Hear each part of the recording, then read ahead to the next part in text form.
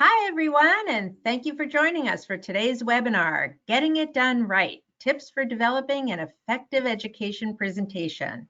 I'm Marianne Murphy, Director of Marketing here at the Medical Fitness Association. I'd like to take a brief moment to introduce today's presenter. Dr. Melissa Ziegler is an assistant teaching professor in kinesiotherapy at the University of Southern Mississippi. She is the past executive director of AKTA. Melissa has a doctorate degree in higher education administration. Her research focused on influencers of physical activity patterns of college students. She has a master's degree in human performance with a specialization in exercise science and a BS in human performance with an emphasis in kinesiotherapy. Melissa is a fellow of MFA and is an active member of the MFA Education Committee, the Fellowship Committee, and an MFA state captain for Mississippi.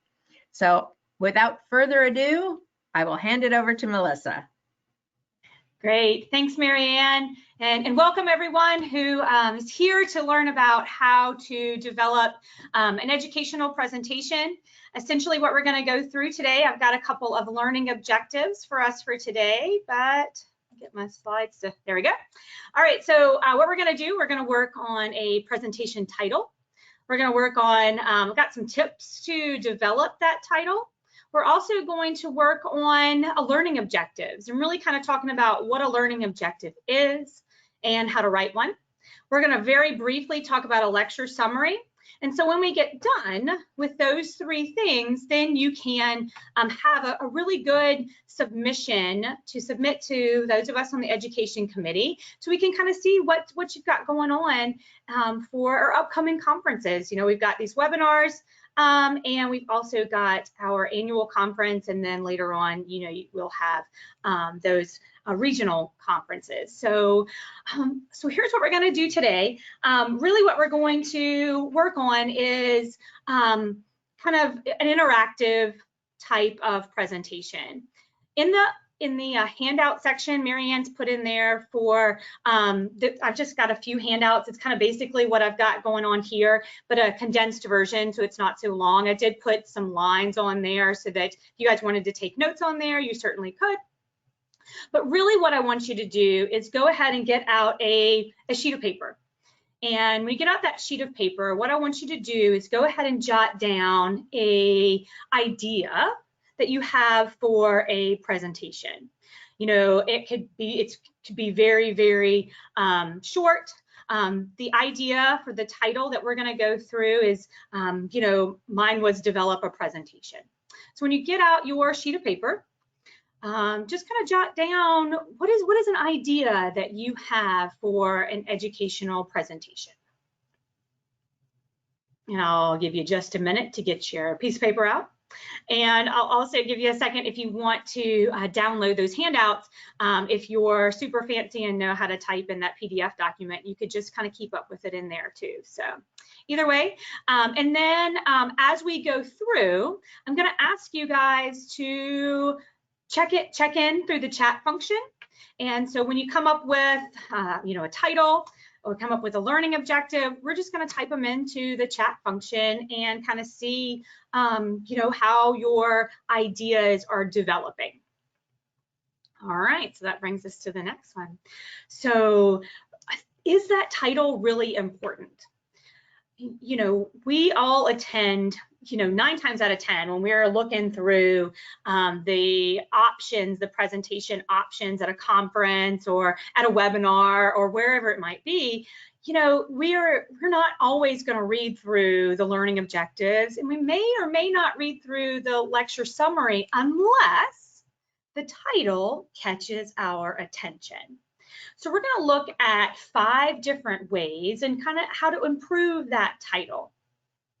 Because we, you know, as it says there, the title can really determine whether or not you've got a bunch of people there or, you know, you just have a few folks. I have presented to both rooms, and so I know that having a larger audience is really, it makes the presentation much more engaging, especially if you've got kind of an interactive presentation planned or something like that. The more folks in the room sometimes makes it a little bit more engaging. So we want to have more folks in the room. We want to share all of our knowledge, right? All right, so I've got these 5 different options here.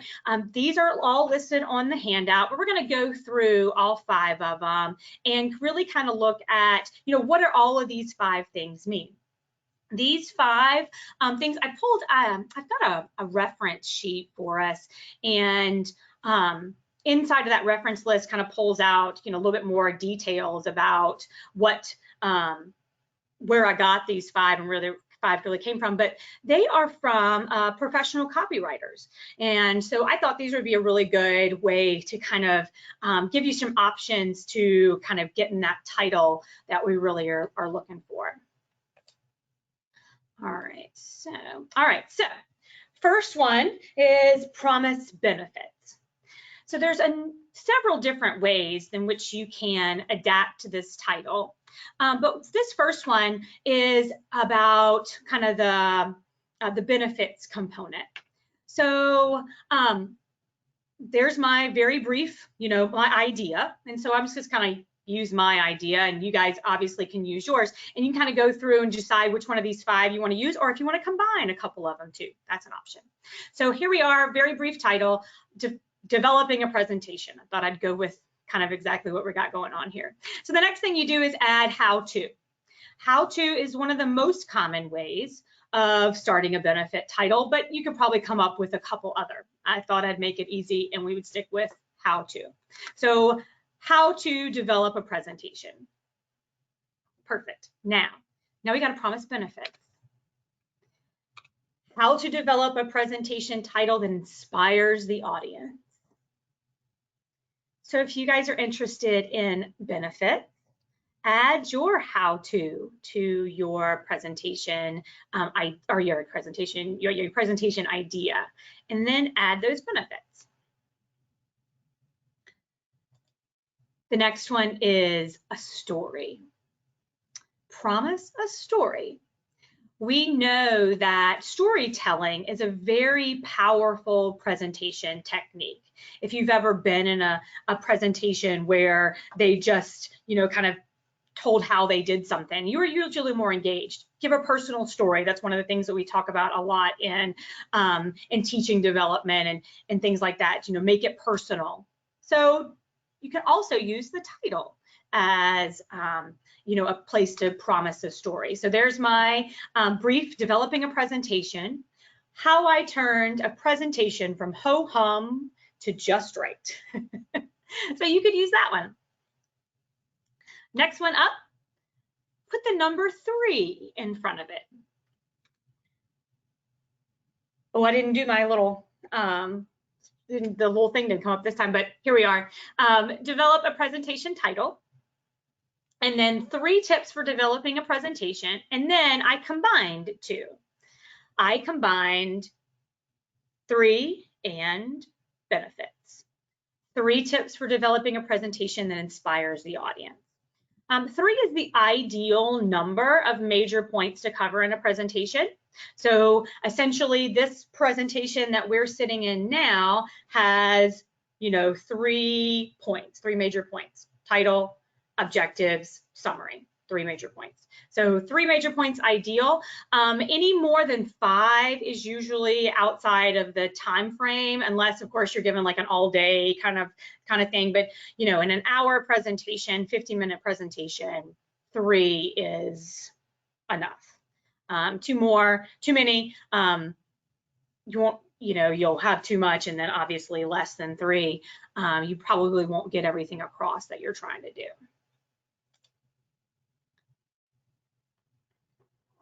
The next one is provoking curiosity. So provoking curiosity, a lot of times if, I'm gonna give you this one. What I did with this one was about new research. Revealing new research in your presentation really makes people want to hear about that. And so if you've got some research component, put that in the title. New research reveals that the title is the key to a successful presentation. All right, and the last one of our title, invoke concern. The common mistakes when developing a presentation. The top 3 common mistakes when developing a presentation. So you can see there, I did the number 3. I really kind of like that one, in case you can't tell. I really like that combining a couple of them too, some of those that are just a little bit easier streamlined to do. All right, so now I'm going to see what you guys can come up with. Use those 5 and come up with a presentation title or rework one of your presentation titles using those 5 tips. A good rule of thumb though is to keep it to 12 words or less. So that'll be kind of what we work on a little bit today. So what I want you to do is use that chat function. I'm gonna get my clock out here, but we're gonna take 2 minutes to come up with your reworked or new presentation title and put it in the chat box. Ready, set, go.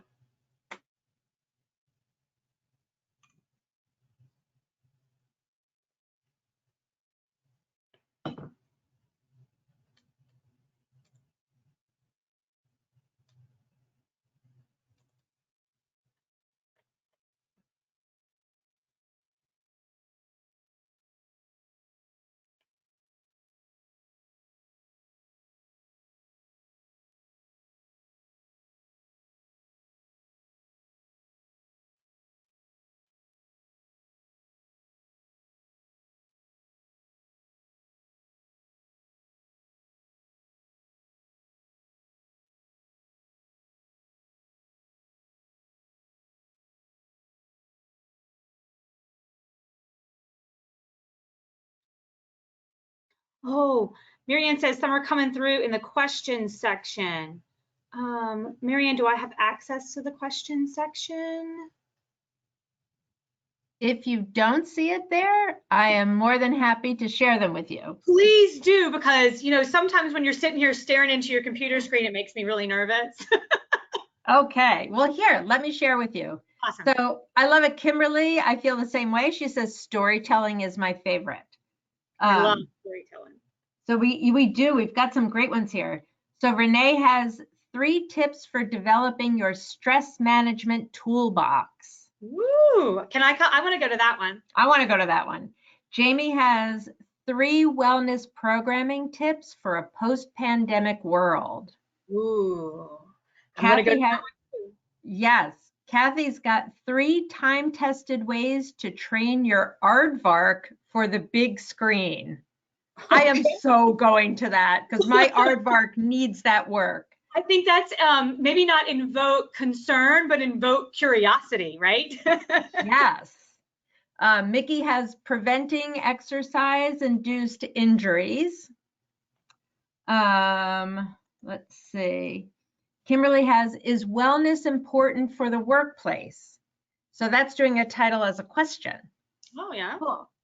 Invoke curiosity. Yes. Concern. Yes.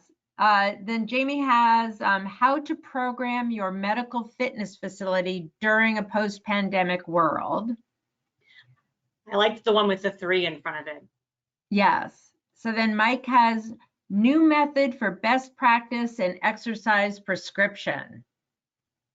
Invoking curiosity. And then Kimberly has 3 ways to make wellness work in your workplace. Well, golly, Marianne, I think those sound pretty good. I do. I think you've got some good ones. All right.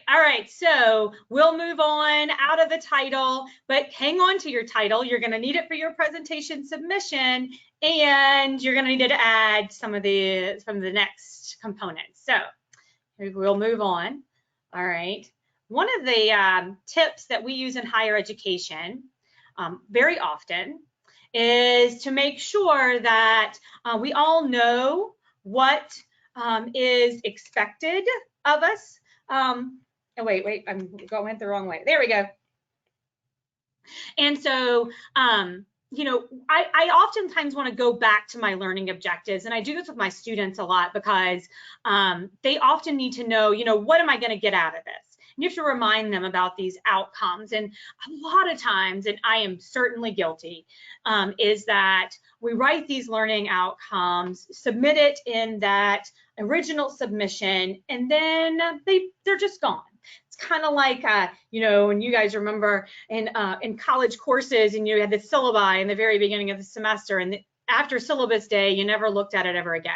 My students still do that. But I have really been big on putting these outcomes or objectives inside of a presentation, inside of my lectures, so that everyone knows what the expectation is. What are we doing? What are you, as the presenter, giving the audience what they came for? So I'll make sure to put those right here. So our very first thing that we did, compose a presentation title that catches someone's attention. Check. Learning outcome number 1, we saw, and you guys composed it, you presented it. Yay, learning outcome, check. So next things we need to look at are about learning objectives.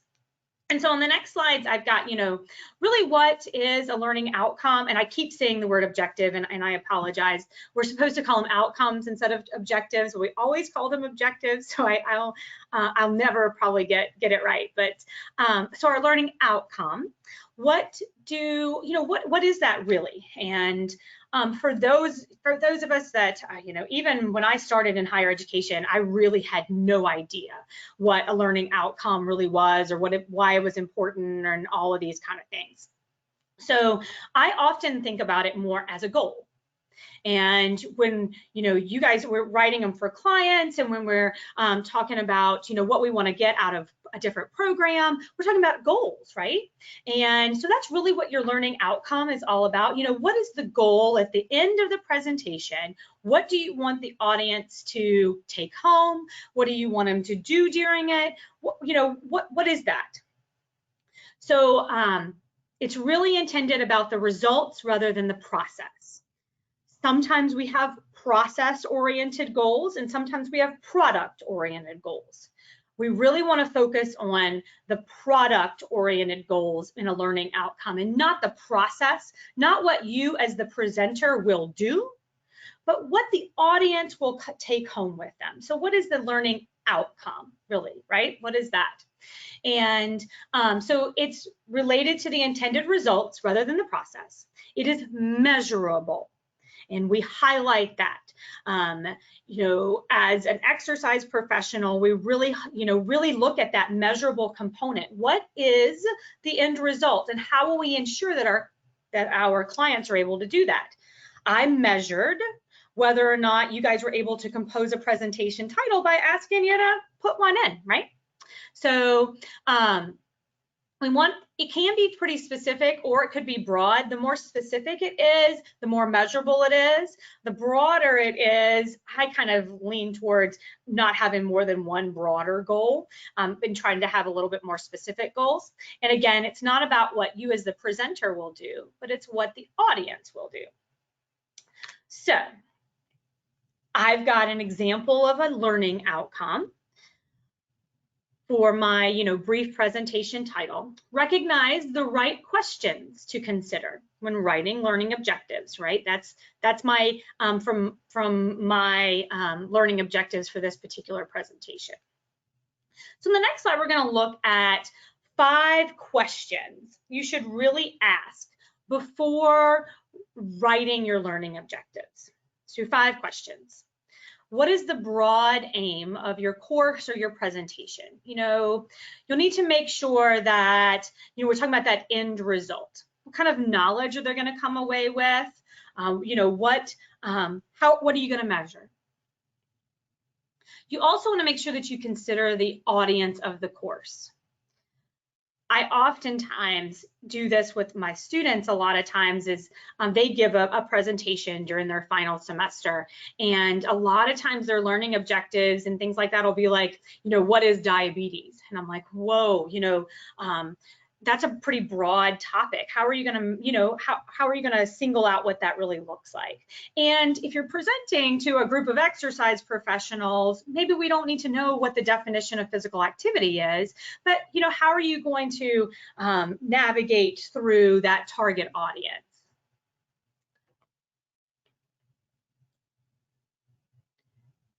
How would each of the target groups benefit from the course? It's kind of like that sales pitch, right? What are we going to come home with? And a lot of times in our educational sessions, we are really looking at, tangible products that our audiences can take home with them. So, what are you going to offer to them? What do those goals really look like? And then what does that gain? What does that benefit? The next thing I'm going to do is kind of put on my teacher hat for y'all, and we're going to talk incredibly briefly about Bloom's taxonomy. And I think it's really important to kind of set the table with Bloom's so that we kind of understand some of this learning objective stuff. We talk about this a lot in higher education. We talk about, those learning outcomes and how important they really are. But one of the reasons I want to discuss it in this particular setting is just so that you guys kind of understand about hierarchy of learning objectives, and we can kind of scaffold. One of the things that we talked about in our my learning outcomes for this particular presentation was transforming learning objectives in which they kind of have more of a hierarchy. So Bloom's taxonomy basically looks at these different, and I'm pointing to my screen. I know you guys can't see my screen, but down here at the very bottom, the larger component. One of the things that we look at is you must be able to remember a concept before you can understand it. So basic remembering concepts, basic remembering ideas, physical activity is anything that gets your heart rate up. All right, so that's a remember. Basic definitional kind of things. And then understanding what these facts mean. What is it, how do you measure heart rate? We'd have to be able to kind of look at that to understand how physical activity was presented. We'd have to be able to look at both of those things. And then how do you apply those concepts? You have to be able to understand them to be able to apply them. And then we move on up to analyze, evaluate, and create. Create is the highest level of Bloom's taxonomy. So our learning objectives, we want to start out down here at the beginning. Oftentimes in a lot of my coursework, in the beginning of the semester, we'll go over a lot of definitions. So it's a lot of remembering. And by the end of the semester, we want to be able to create something. So same would be true for your presentation. In your presentation, maybe you want to give the audience a couple of things to remember. You want to give the audience a couple of things to apply, but then in the end, you either want them to have them evaluate something or create something, and that could be on their own later, but you want them to have the tools for their toolbox to be able to create that in the long run. Some of the things that we were talking about in those presentation titles, the one that I remember is, about creating a different type of program, right? How do you create that program? Well, that's your last objective. That was the one that goes at the number 3 or number 4 on your list. And at the beginning, you have some of the other things. What are the 3 things that you're going to do to be able to do that at the end? So the 3 things would be those 3 different types of tips or whatever, whether we understand them or apply them or remember them. Those would be the 3 things we would do, and then we'd move up to create. So it's kind of, that hierarchy deal. But these are the ones you really kind of need. So we want to kind of include those lower cognitive domains. Those are the ones that are about remembering and understanding. And then those higher cognitive domains, those are the ones that are at the higher levels: analyze, evaluate, and create. So you want to have some of these lower cognitive domains, and then one, very at max 2, of higher cognitive domains. So I usually would go with, if we had 4 objectives, we'd have 1 list, 1 describe, 1 identify, the lower cognitive domains, and then we'd have 1 plan, create. So these are usually the words that we kind of put at the beginning of our learning objectives. So describing physical activity. At the end of this presentation, we want our audience to be able to describe physical activity. At the end of this presentation, we want our audience to be able to identify 3 different problems. I don't know, I was trying to think about the presentation titles, pandemic-wise, right? Identify those, summarize those. And then at the end, maybe on our last learning outcome, we want our audience to be able to construct a program. We want our audience to be able to implement this program in their facility when they get home. That's really what learning outcomes are really all about, is, you know, what is the benefit at the end? So as a component of those learning outcomes too, you want to think back to those SMART goals. How are you going to measure or whether or not they've been given the tools? How are you going to measure whether or not they are, you know, I think the timeline sometimes is pretty loose. I often use the words, by the end of the presentation, the client will have all the tools that they need. By the end of the presentation, that's usually my time frame.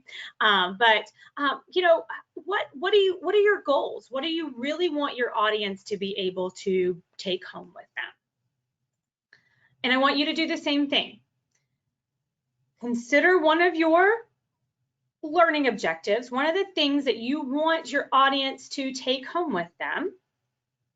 And we'll use the chat, maybe we'll use the chat function. I don't know, Marianne, might have to go back to the questions again and kind of look at, you know, what are your learning objectives? And what I want to do is put the slide back up there with those lower and higher learning outcomes on there, so that you know, you have those as a beginner. And put our clock on. We probably need at least 3 minutes for this one.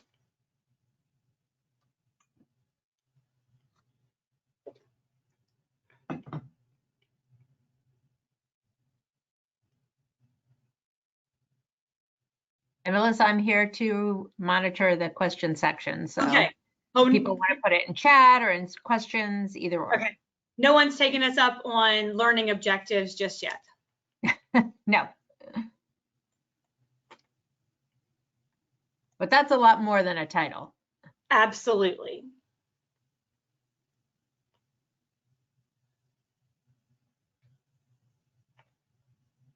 Oh, Kathy says, can you restate the task, please? Oh, yes, absolutely.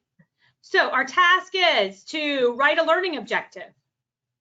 For your presentation, write a learning objective that you want, what do you want your audience to gain out of your presentation? And you want to use either a lower cognitive domain or a higher cognitive domain.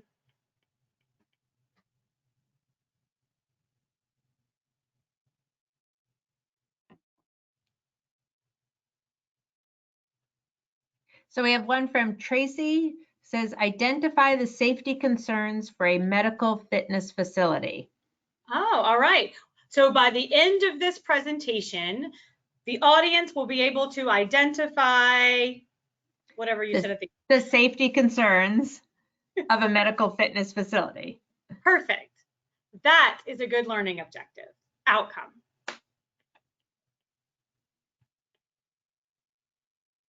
Thank you, Tracy.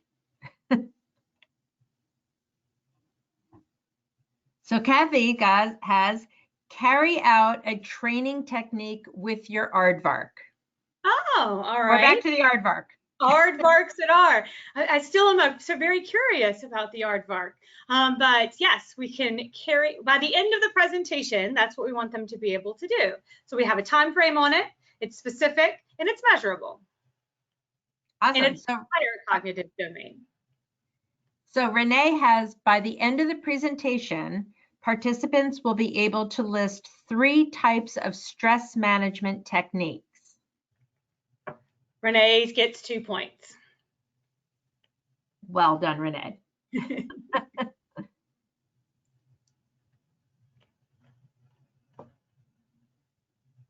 She says, thanks.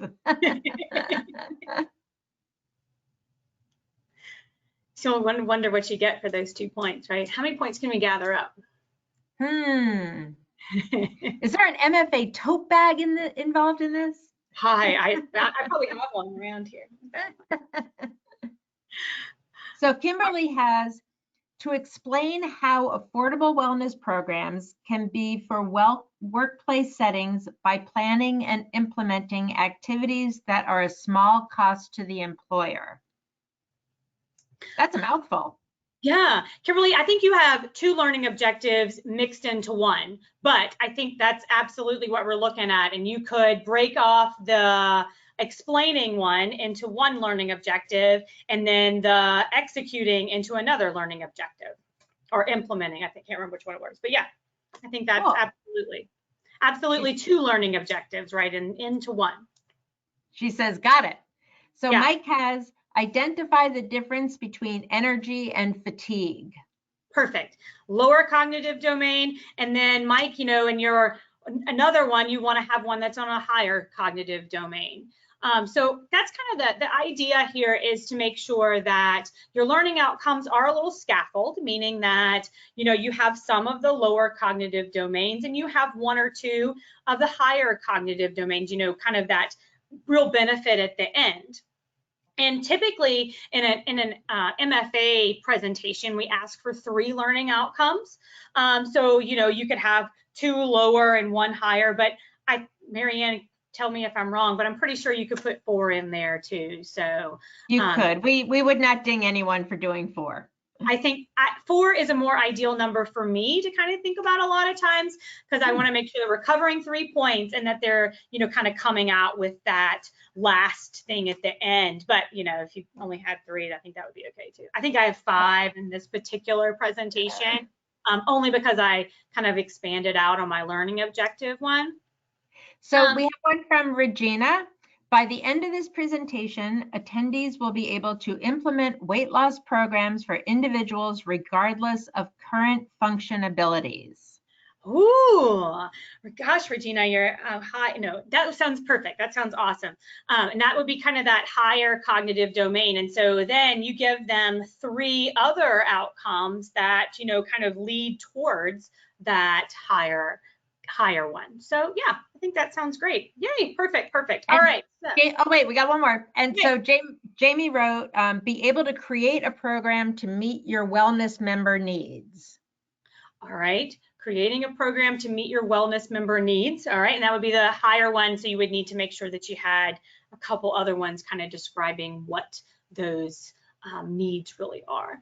Yeah, I think we're well on our way to kind of creating some learning outcomes that have some Bloom's taxonomy, that have some hierarchy to them, things like that. That's really kind of what we're looking for a lot of times too.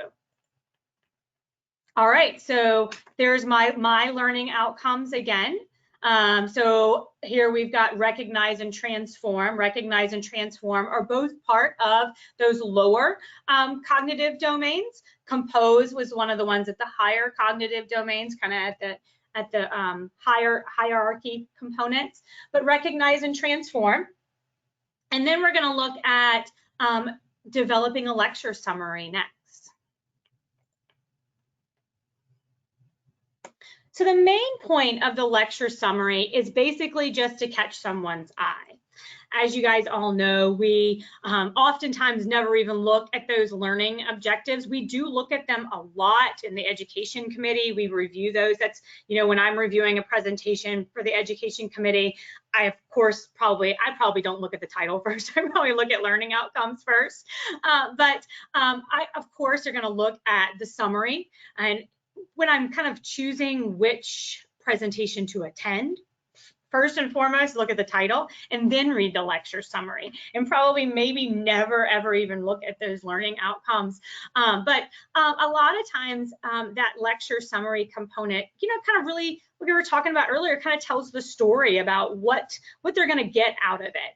And so a lot of times too, you can combine your learning outcomes kind of in your lecture summary. There's no reason why it has to be any different.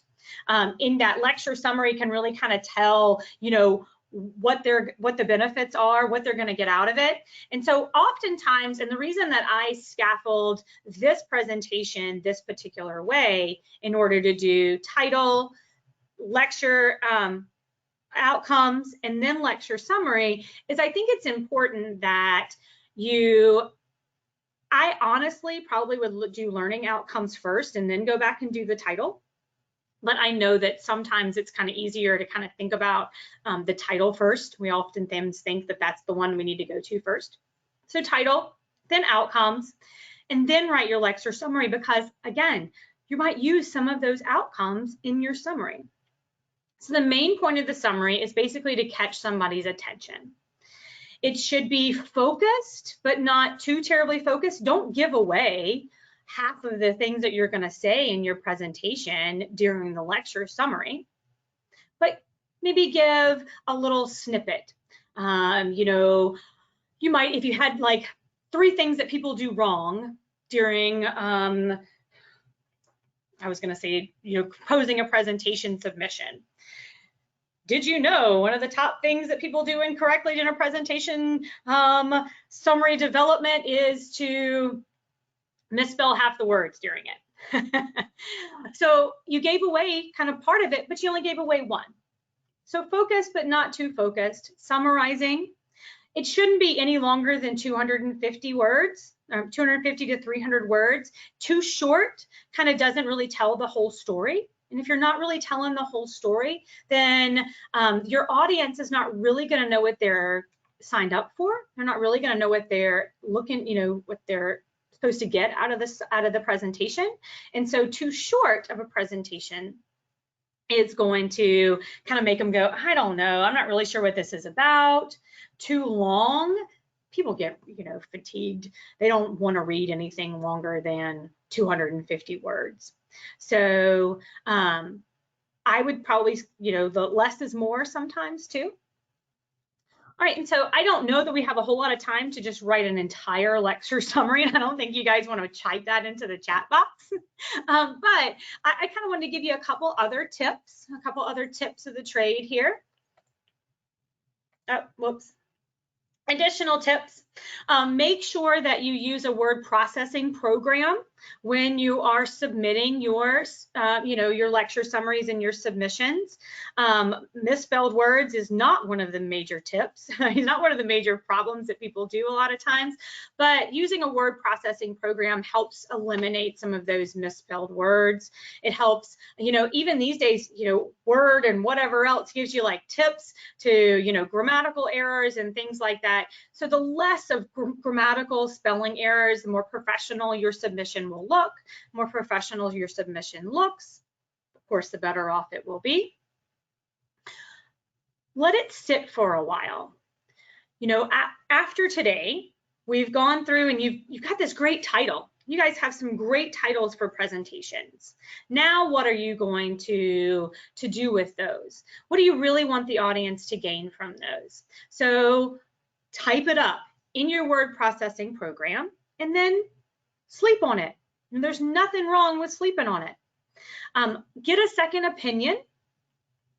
That basically just means if you give your learning objectives, your summary, and your title to somebody else, ask them, do you know what the audience is going to gain from this?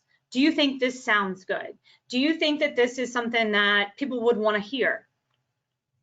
I am happy to be your second opinion too, no problem. You can always, ask your friends and colleagues too. Try not to submit a sales pitch. Whether, and I know through MFA, we don't ever accept those that, from vendors or whatever, but you also don't need to submit a sales pitch for your own program. So let's say that you have this great program and you want to tell everybody about it. Well, your learning outcomes are all about how you did a great job and all the things that you did and all the awards that you've won or whatever. So try not to submit that as a sales pitch. Try to submit it more as the audience will be able to create a similar program. The audience will be able to take home a program that's similar to mine. That's going to be kind of really what those benefits that you want them to get out of it. But you're going to be, you know, patting your own self on the back, but you're really going to show the education committee and your audience that they're going to get something out of it. I know that I can't speak for Marianne on this particular subject, but I do know that submissions on time are very helpful, especially to the education committee and to any committee that you're submitting, you know, anything to. The earlier the submission, the better. We all are, you know, anxious to get these presentations through and get them on, and, you know, so everybody can kind of see what's going on. You know, if parts are missing, if they don't have all the things, then it's harder to make those things happen. And the very last couple of things I want to leave you guys with, it's this one right here. Oftentimes in different educational presentations that I see, or, you know, even to my students or anything like that, oftentimes we try to tell the entire story in 50 minutes or in a lecture or even in a whole semester. We try to cram everything into this one session and make sure that we're just telling everything and we're, you know, blah, blah, blah, blah, blah, blah, blah. One of the things that I have learned over my career, and I find it to be really important to make sure that I say it out loud more often, is that we don't have to say everything. We don't have to tell everything. We don't have to, you know, give all the minute details of everything that happened. Really what your job is for a presentation, or what your job is for, you know, what my job is a lot of times, is that we don't have to give everything, but we really want to make sure that we do is we give enough information so that, you know, if they want to know more, they can reach out later. Or if they want to know more, they can figure it out on their own, or they can try something. So remember that sometimes less is more. The less information that you give, then that'll invoke some curiosity later. And curiosity a lot of times is really all we're looking to do anyway. We're trying to show them that, you know, this is an option. These are opportunities out there for us. All right, so I do believe that we have covered all of our learning outcomes for this particular presentation. We've got a title. We've got learning objectives. We haven't quite done a summary yet, so I cannot say that we have definitively checked that one off the box, but we've given some tips into, you know, what the summary is all about. So now you should be able to construct an effective presentation and, you know, that submission title. So Marianne, do we have any questions or anything else that we need to make sure that we've covered? I'm not seeing any more questions, but we are just coming up on the hour. So I want to thank you so much for sharing your knowledge with us today. And all the attendees will receive an email this afternoon with a speaker evaluation for today's webinar. And it includes a spot to indicate which CEC you'd like, if that's what you want. And please be sure to complete the survey, even if you're not looking for CECs, because it helps us provide feedback to the speaker and for planning, so it's great. We do have many more webinars coming up, so please visit the MFA website at medicalfitness.org for a complete list of topics, dates, and times. And I invite you to join us for our next webinar on Wednesday, June 2nd, entitled ACT, the CBT Alternative for Lasting Health Behavior Change, with Mike Stack, who's the CEO of Applied Fitness Solutions and a clinical professor at the University of Michigan, Ann Arbor. And if you missed Mike's last presentation in March on a similar topic, this one is taking a deeper dive. So come and join us. ACT is acceptance and commitment training, and CBT is cognitive behavioral training. So if you have a topic you'd like to see us cover, since you've just learned how to put together your presentation submission, I invite you to submit that for a webinar or even a conference session. Just go to the MFA website and click on education and then submit presentation. And if you just have an idea, please let us know. There's even a spot to click on submit topic idea. So thank you for joining us today. And thank you again, Melissa, for sharing your knowledge. Enjoy the rest of your day, everyone.